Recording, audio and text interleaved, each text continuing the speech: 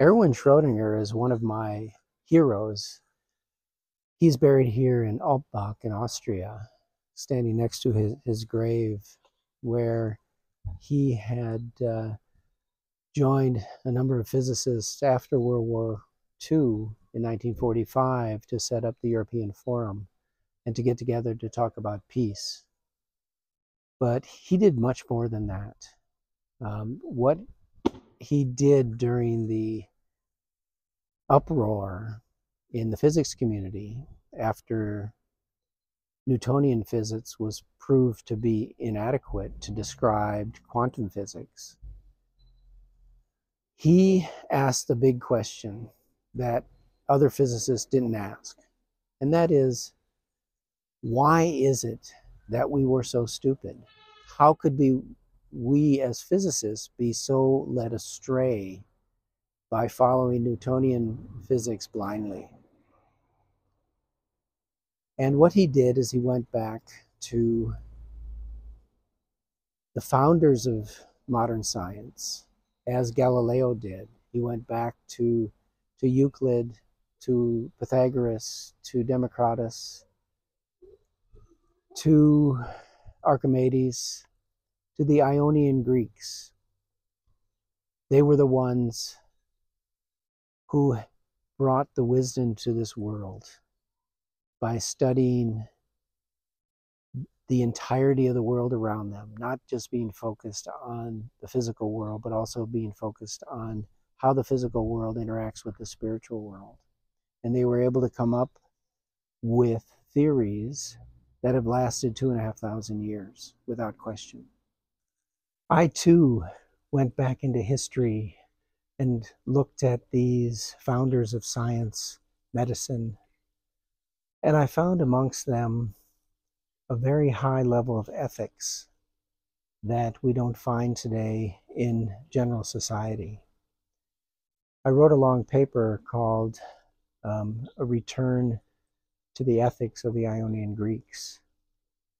And I wrote this with the idea of inspiring history teachers to throw away the old adage of studying history without an ethics background, but actually using morals and ethics to judge history and to judge the things that happen throughout history. And if you do that, you wouldn't accept some of these cultures today if they were doing the same thing. For instance, the Roman Empire was a slave empire. It was all based on slave labor. The doctors, the nurses, the teachers, they were all slaves. Not just the slaves that you think about in the Colosseum, who were fighting for their lives, brutally fighting for their lives, trying to win their freedom. But everybody was a slave in that culture. And would we accept that today? No, we wouldn't. Would we follow the ethics of that culture today? I sure hope we wouldn't. But in the ethics of the Ionian Greeks, and these are the Greeks that lived between Homer and Socrates in this 800, 900 year time span, where medicine was born, where physics, science, music, they were all formed in this culture, a culture that respected women as much as men and sometimes more than men. Women were the teachers, the doctors.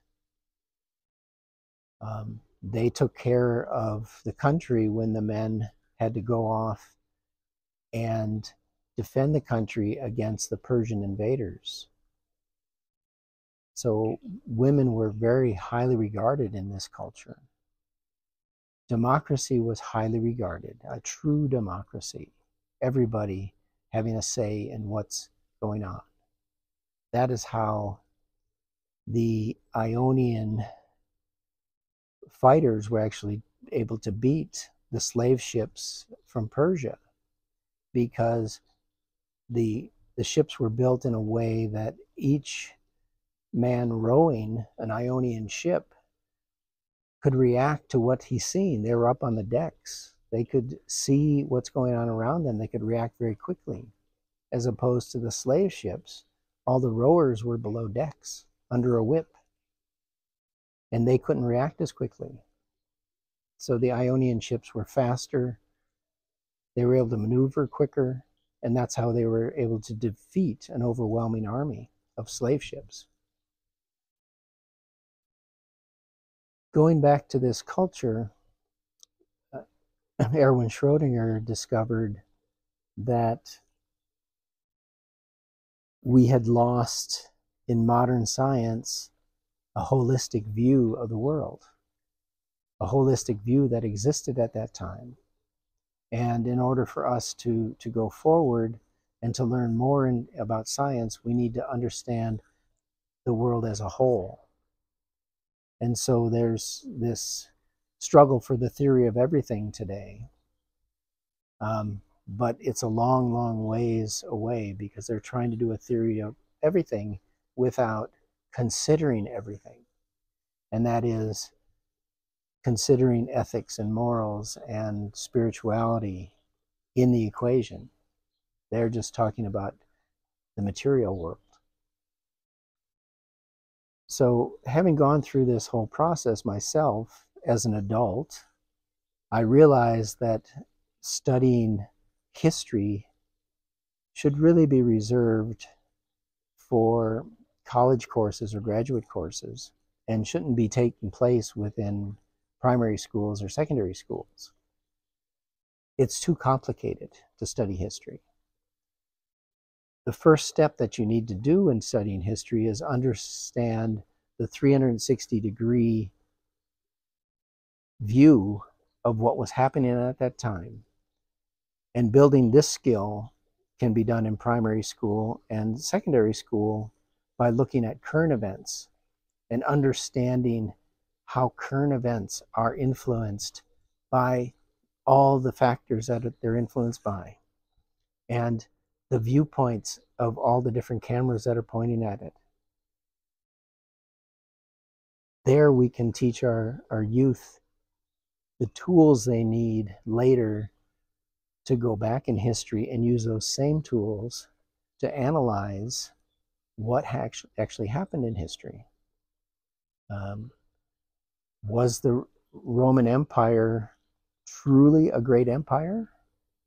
Or were they just a fear-mongering power empire? And do we want to emulate that today?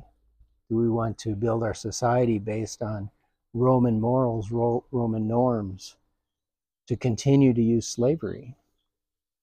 Because the fact is that slavery exists in this world today. There are millions and millions of people living in slavery. How do we continue to allow that in an ethical society?